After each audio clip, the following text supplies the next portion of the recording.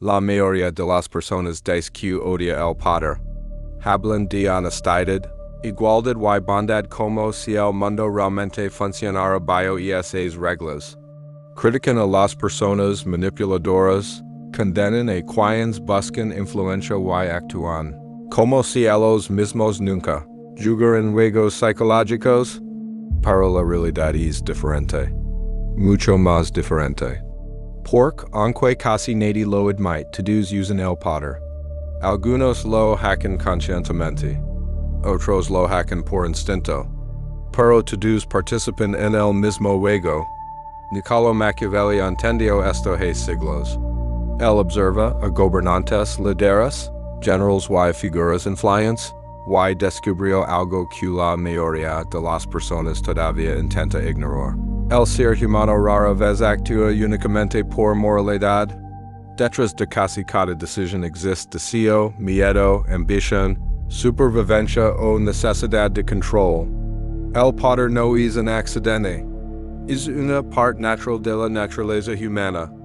La primera regla del poder que todos usan pero niegan es la manipulación de la imagen.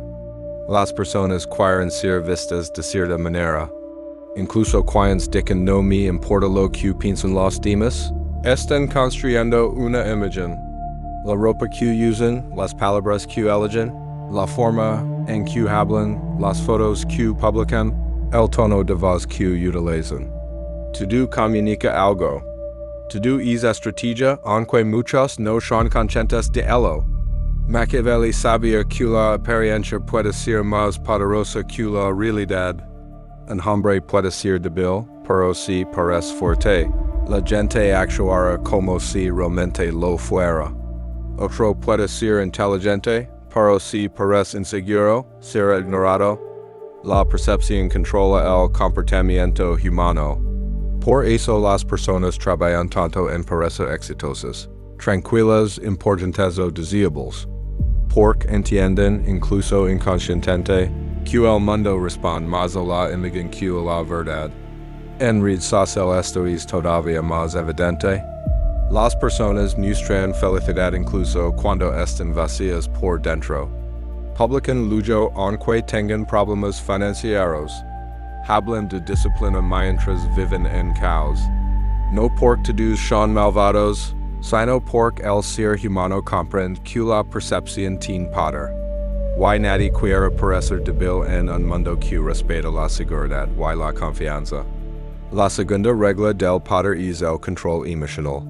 La mayoría de las personas cree que expresar cada emoción es honestidad, pero en realidad quien no controla sus emociones entrega poder a los demás. Cuando alguien puede predecir tus reacciones, puede manipular fácilmente. Si saben que te hacen oír, que te hacen sentir inseguro o que palabras te afectan, entonces posen acceso directo a tu mente. Por eso los individuos realmente poderosos suelen parecer calmados. No porque no sienten emociones, sino porque entienden el valor del autocontrol. Un hombre que explota fácilmente pierde autoridad instantáneamente. Una persona desesperada por validación pierde influencia. Pero alguien que permanece tranquilo bajo presión genera una sensación de dominio psicológico. Machiavelli observa que los líderes más fuertes no siempre eran los más violentos. Muchas veces eran los más pacientes. Esperaban el momento correcto. No reaccionaban impulsivamente. Entendían que el silencio puede intimidar más que los gritos. Mira cualquier discusión. La persona que pierde el control emocional suele perder también a posición dominante. Y aunque todos saben esto, casi nadie lo admite. Todos intentan controlar cómo reaccionan frente a otros porque entienden que las emociones visibles revelan debilidad, deseo o inseguridad. La tercera regla del poder es la influencia silenciosa. Muchas personas imaginan el poder como algo agresivo y visible, pero el verdadero poder suele ser invisible. Las personas más influyentes no siempre son las más famosas en las que hablan más fuerte. Muchas veces son quienes entienden Cómo mover las emociones y decisiones de otros. Sin que parezca manipulación. Piensa en cuántas veces alguien cambió tu opinión sin obligar directamente. Tal vez usarán ciertas palabras, cierto tono, cierta historia emocional.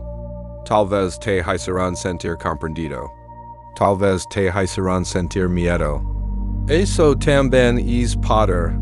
Machiavelli entendía que el control más fuerte es aquel que no parece control. Cuando las personas se creen que están tomando decisiones completamente libres, bajan sus defensas.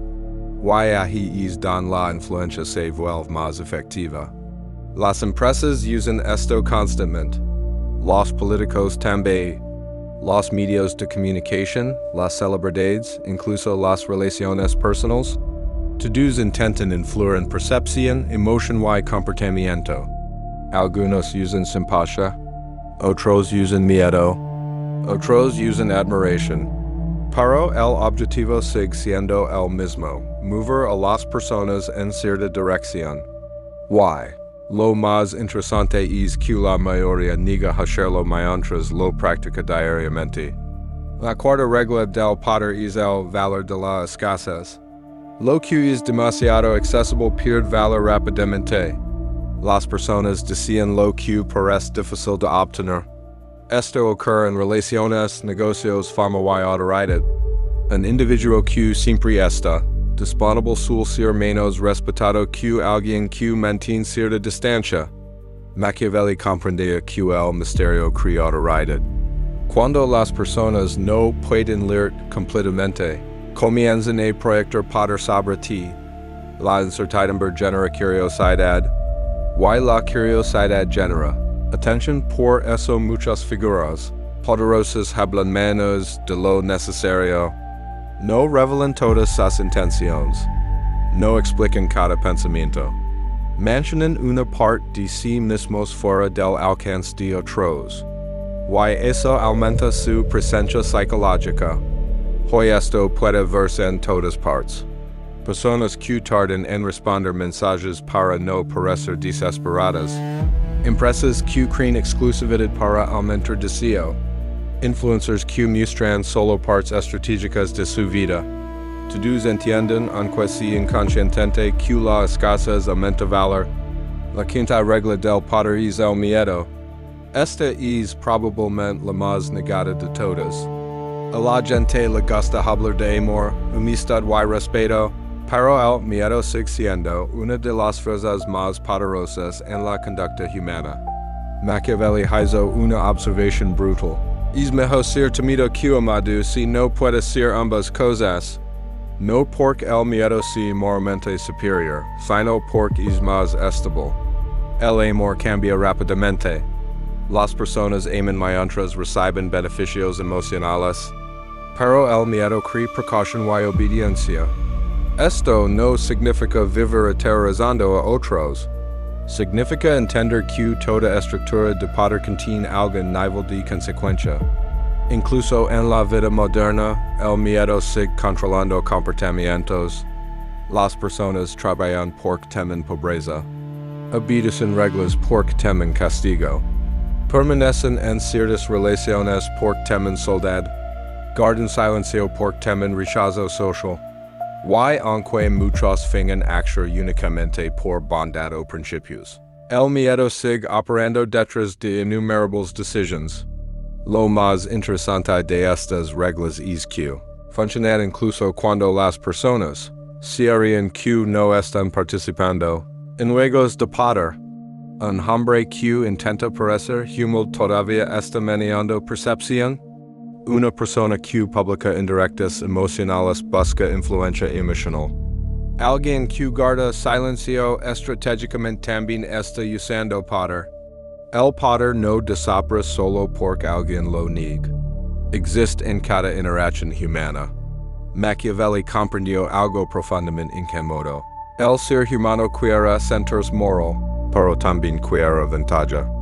Quiere parecer bueno, pero también quiere protección, reconocimiento y control. Y muchas veces esas cosas entran en conflicto. Por eso tantas personas viven contradicciones. Critican la manipulación mientras manipulan. Condenan la ambición mientras decían estatus. Hablan de autenticidad mientras construyen cuidadosamente una imagen pública. Pero el objetivo de entender el poder no es convertirse en un monstruo manipulador. Ese es uno de los mayores errores sobre Machiavelli. Él no estaba enseñando maldad gratuita. Estaba describiendo la realidad humana sin ilusiones románticas. Porque ignorar cómo funciona el poder no te hace puro, solo te hace vulnerable frente a quienes sí lo entienden. Cuando comienzas a observar estas reglas, empiezas a ver el mundo de otra manera. Notas cómo ciertas personas controlan conversations sin hablar demasiado. Ves cómo algunos individuos dominan espacios únicamente con presencia y calma. Empiezas a entender por qué. Algunos líderes inspiran obediencia, incluso sin usar fuerza directa. También comienzas a notar tus propias acciones. Descubres cuántas veces buscaste aprobación sin dar cuenta. Cuántas veces ajustes tu comportamiento para controlar cómo otros te perciben. Cuántas veces uses silencio, distancia o emociones estratégicamente. Y ahí aparece una verdad incómoda. Todos participan en dinámicas de poder. La diferencia es que algunos lo hacen conscientemente y otros no. El problema de vivir inconscientemente es que terminas siendo manipulado más fácilmente. Las personas que no entienden psicología humana suelen caer en narrativas, apariencias y emociones superficiales. Confunden confianza con competencia. Confunden popularidad con valor real. Confunden amabilidad con lealtad genuina. Pero quienes entienden el juego observan más profundamente. Entienden que las palabras son importantes, pero las motivaciones ocultas lo son en más entienden que las personas rara vez revelan completamente sus verdaderas intenciones. Y entienden que el poder psicológico muchas veces es más fuerte que la fuerza física o económica. Observa cualquier ambiente social. Siempre existe una jerarquía invisible. Algunas personas influyen más que otras. Algunas generan tensión con solo entrar en una habitación. Algunas pueden cambiar la energía de un grupo con pocas palabras. Eso no ocurre por accidente. La psicología del poder está conectada con presencia, percepción y control emocional. Y aquí aparece otro aspecto importante, el poder atrae. Las personas son naturalmente atraídas hacia individuos que parecen seguros, estables y difíciles de controlar. No solo en relaciones románticas, sino también en negocios, liderazgo y amistades. ¿Por qué? Porque la estabilidad psicológica transmite seguridad. Y en un mundo lleno de incertidumbre, la seguridad tiene enorme valor. Por eso Machiavelli valoraba tanto la disciplina interna. Un hombre incapaz de controlarse a sí mismo jamás podrá mantener poder por mucho tiempo. Eventualmente sus emociones, impulsos o inseguridades lo destruyen. La verdadera autoridad comienza dentro. No importa cuánto dinero tenga alguien. Si necesita desesperadamente aprobación externa, sigue siendo débil psicológicamente. No importa cuánta fama posea una persona. Si no puede soportar crítica, todavía está controlada por otros. El poder auténtico requiere independencia emocional. También requiere adaptación. Machiavelli sabía que el mundo cambia constantemente. Las estrategias que funcionan hoy pueden destruir mañana. Por eso las personas rígidas suelen caer cuando las circunstancias cambian. Los individuos poderosos observan el ambiente, ajustan su comportamiento, saben cuándo avanzar y cuándo retroceder, cuándo hablar y cuándo callar, cuándo mostrar fuerza y cuándo parecer inofensivos.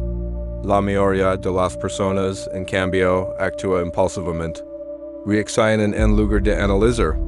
Y eso los vuelve predecibles. La predictibilidad reduce poder. Si todos saben exactamente cómo reaccionarás, pierdes ventaja psicológica. Pero cuando mantienes control y flexibilidad, te vuelves difícil de manipular. Tal vez esa sea una de las lecciones más importantes de Machiavelli. El poder no pertenece necesariamente al más fuerte, sino al más consciente. Consciente de sí mismo. Consciente de otros. Consciente de cómo funciona realmente la naturaleza humana. Porque el mundo no funciona únicamente con ideales. Funciona con emociones, interés, percepción y estrategia. Y cuanto antes una persona entiende eso, menos ingenua se vuelve. Empieza a notar cuando alguien intenta influir en sus emociones. Empieza a detectar manipulación disfrazada de bondad. Empieza a comprender por qué ciertas figuras mantienen autoridad durante ecos, mientras otras colapsan rápidamente. El poder psicológico está en todas partes. En la manera en que alguien mantiene contacto visual, en cómo controla silencios, en cómo maneja tensión, en cómo responde biopresión, en cómo construye misterio o autoridad, y aunque muchos continúan negándolo, seguirán usando estas reglas todos los días de su vida, porque el poder no es algo reservado para reyes o políticos. Está presente en conversaciones normales, relaciones comunes y decisiones diarias. La diferencia es que muy pocas personas tienen el valor de admitirlo.